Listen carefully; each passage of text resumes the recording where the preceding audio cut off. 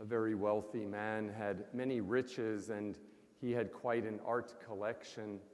And it was such an exquisite collection that people would come from all over to be able to view his famous paintings and beautiful things that he had thought that there would be a great interest in and incredible value to as well.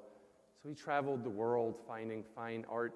People would come and visit his home to see the art, but whenever they would come to his home, he would first bring them to the place right above the fireplace, and he would show them his very favorite piece of art.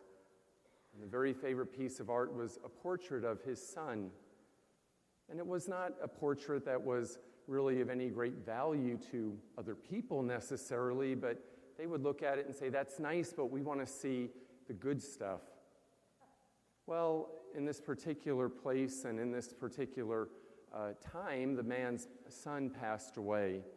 It was very, very sad. And then a few years later, out of his sadness and his grief, he also passed away. And so there was an auction of all of the art, of the Picassos, the Rembrandts, and treasures from around the world. And so there was this auction, and everybody was excited. They thought, wow, we want to get our hands on some really great stuff here. So they all came to the auction, and the first piece that was brought out was that painting that hung above the fireplace. And the crowd was annoyed. They said, well, we don't want that picture. We want the pictures and the paintings that have great value to them. But the auctioneer said, no. We're going to start with this one. We'll start with a bid of $100, and there was silence. So the auctioneer said, well, what about $50? And there was silence. And he said, well, what about $25? Someone raised their hand and said, well, come on, let's get on with this. I'll take it for $25. And so the auctioneer gave the painting to that man for $25. And then he threw his gavel down and he said, the auction is over. And the people were shocked. They all got angry. Well, what do you mean? We came here for all this valuable art. What do you mean that the auction is over? And so the auctioneer said, well, I'm going to read this from the will. And in the will, it basically states that the first piece of art to be auctioned would be the son, that painting. And whoever bought the son would get everything else of the collection. You see, my friends, tonight, God doesn't give us the Son for a purchase. God invites us into a deeper relationship with Him. And God is inviting us to accept His Son into our lives. And there is no price on salvation.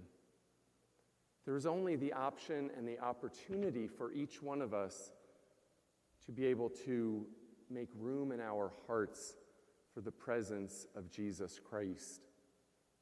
I don't know where you are at this particular midnight on Christmas Eve. I'm not sure maybe what's on your mind, what you bring here before the altar of God, before we are about to receive the beauty of His real presence. And in these past weeks, maybe you've driven around neighborhoods here in Altamont, Longwood, Lake Mary, Apopka. You've seen signs that have said, joy in the waiting. Well, tonight, we don't have joy in the waiting. We don't have to wait anymore. It's joy in the presence. Joy in the presence of God and of Jesus Christ, who came to us in order to make sure that whatever our past is, we have a future. And we have a future because God gives us the beauty of peace, the beauty of hope, and the gift of His love. As we hear in John 3:16, God so loved the world that He freely gave, no cost, His only Son, that there might no longer be death, but there would be life, and life eternal. So whatever it is that we bring here this evening, we have the chance to open up our own arms and to say, Lord, here I am. I accept this incredible gift that you are giving to me, to each one of us, to our world, not just today on Christmas, but every day. A relationship with God is the most valuable thing that we can possibly have. And to open it up, to open up the beauty of the Lord. God could have come into the world in so many ways. He could have come to so many places.